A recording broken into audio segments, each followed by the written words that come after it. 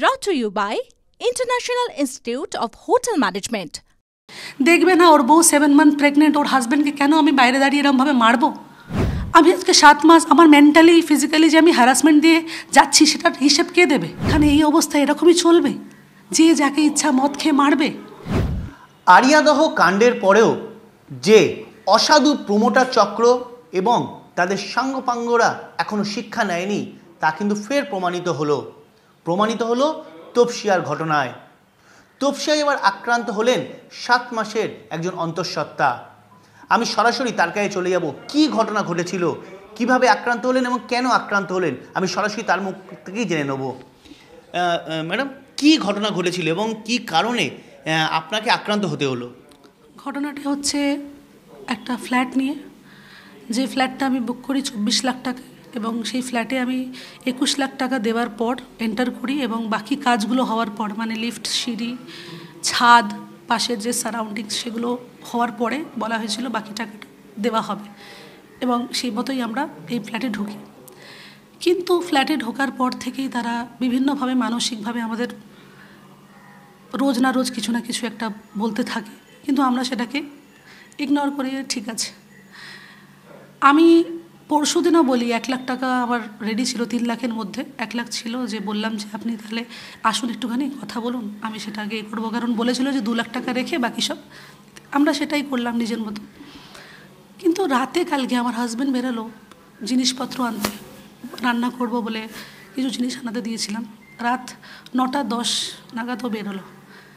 তারপরেও যখন ফেরত আসছে তখন এই প্রমোটার অপু দাস তার গায়ে হাত দিয়ে, মানে ও বাইকে আসছে, ও ওখানে দাঁড়িয়ে ক্লাবের সামনে বসে মদ খেয়েও ও দৌড়ে আসছে ওকে, মানে বাইকের স্পিড আর ওর স্পিড ভাবুন, ও দৌড়ে এসে ওকে এই টাকা কবে দিবি, গায়ে হাত তোলা, গায়ে হাত দেওয়া, ঠেলাঠেলি করা, এবং তার সঙ্গে ছড়াও হয় আরও 30-40 জন সেখানে এসে ঘিরে আমার হাজব্যান্ডকে মারা হয়।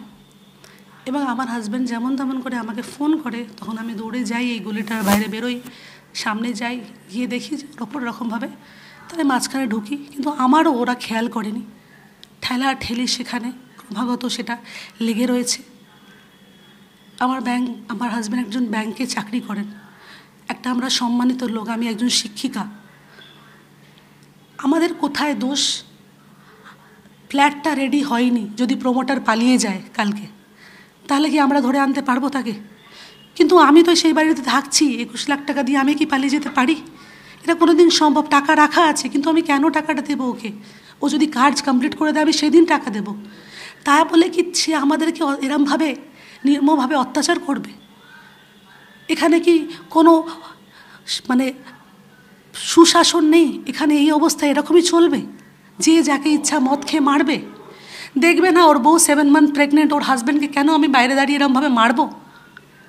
ওর বউ যখন ওখানে পৌঁছায়, আমি যখন ওখানে পৌঁছাই, তাকেও তার সাথে ওই ব্যবহার করবে সেম। আমি আজকে 7 মাস আমার মেন্টালি ফিজিক্যালি যে আমি হ্যারাসমেন্ট দিয়ে যাচ্ছি সেটার হিসেব কে দেবে? আমি তো এইখানেই বসেছিলাম, আমি একাই বসেছিলাম, ওনা ওখান থেকে স্কুটি নিয়ে এসছে, আমি কিন্তু ওকে ডাকলাম, এ ভাই শোনো, তুমি পয়সা দিচ্ছ না কেন? ঠিক আছে, ওনারা এখানে ছিল, ওনার সাথে আমার মানে ঝামেলা বলতে কিছু নেই, এমনি তর্ক তো কী হয়েছে এ হয়েছে। ওনার মানে বউ যে উনি যে বলছেন যে পেটে লাথি মেরেছে, উনি অনেক পরে এসছে, ওর মধ্যে কোনো ব্যাপারই নেই স্যার, ওইখানে সবাই আছে, সবাই দেখেছে, পুরো একদম ভিত্তিহীন, কিছু হয়নি ওরকম ব্যাপার। অনেক পর ও এখানে ছিল না, ও কোথা দিয়ে আসছিল, বাজার নিয়ে আসছিল ছেলেটা, ওই ডেকে কথা বললো, কথা বলতে বলতে একটু ও নেবে ধাক্কা দিয়েছে, ও ছিলই না এখানে। না, মিথ্যে কথা, এগুলো যে বাড়িয়ে বাড়িয়ে মিথ্যে কথা বলছে। পাড়ায় কার সঙ্গে কার ঝগড়া, কার ফ্যামিলির ঝগড়া, কে প্রমোটারের সঙ্গে জমি বাড়ি নিয়ে ঝগড়া হচ্ছে, কার দোকান বাজারের নিজেদের ঝগড়া, কার শরিকি বাড়ির ঝগড়া, এগুলো তো সমাজ থাকলে এরম দু একটা বিচ্ছিন্ন দুর্ভাগ্যজনক ঘটনা। এখন সেটা কেন হয়েছে পুলিশ প্রশাসন দেখবে, সব ব্যাপারে ওখানে দল কেন জড়াতে যাবে? 7th মান্থ প্রেগনেন্ট একজন মহিলাকে প্রমোটার তিনি লাথি মারছেন, তাকে মারধর করছেন টাকার জন্য, কিছু টাকার জন্য। এইটাই তো হচ্ছে তৃণমূল। কোথায় গিয়ে পশ্চিমবঙ্গকে নিয়ে যাচ্ছে, মানে আমরা হয় টানেলের মধ্যে দিয়ে আমরা যখন ঢুকি, অন্ধকার থেকে আমরা আলোর দিকে এগোই, আর এখানে আমরা মানে অন্ধকার আলো থেকে ঢুকে অন্ধকার কোন যে ব্ল্যাক হোলের মধ্যে ঢুকতে চলেছি আর ঢুকে গেছি সেটাই মানুষ বোধহয় এখনো রিয়েলাইজ করতে পারছে না। দেখুন, একবার করেছে, দ্বিতীয়বার করবে না সেটার কোনো, এই জন্য আমি কমপ্লেন করেছি। এইবারে যদি একবার হয়েছে, আর আমরা খুব সম্মানিত লোক, আমাদের সম্মান আমাদের জন্য সর্বপ্রথম, সবার ঊর্ধ্বে। কিন্তু সম্মান না থাকলে আমরা মরে যাবো, বাঁচবো না। আমরা এই সম্মানের জন্যই আমি আজকে কেসটা করেছি এবং এই অভিযোগটা করছি। আমার সম্মান কি করে, যেখানে আমার হাজব্যান্ডকে ওখানে মারা হয়েছে সেখানে সবার সামনে এসে ক্ষমা চাওয়া হোক, এইটুকু আমি চাই। না হলে তারপর পদক্ষেপ আমার নেবার আমি নেব, কারণ আমার সম্মানের সাথে এখানে খেলা হয়েছে। সম্মান হানি আমি হতে দেবো না নিজের। আমরা খুব সম্মানিত, শিক্ষিত লোক। আরিয়াদহের কাণ্ডের পর রাজ্যে যেভাবে একের পর এক ঘটনা ঘটে চলেছে তা নিয়ে কিন্তু পুলিশের ভূমিকা ইতিমধ্যে প্রশ্নের মুখে পড়েছে।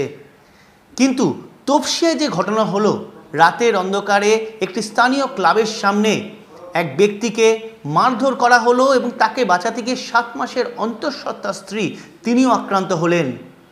পুলিশ কি আদৌ কড়া ব্যবস্থা নেবে, নাকি রাজনৈতিক চাপে অভিযুক্তরা পার পেয়ে যাবে, সেটাই কিন্তু এখন দেখার। ক্যামেরায় অর্ঘ্য চট্টোপাধ্যায়ের সঙ্গে শান্ত Bhattacharya, TV9 Bangla, Kolkata. Brought to you by International Institute of Hotel Management,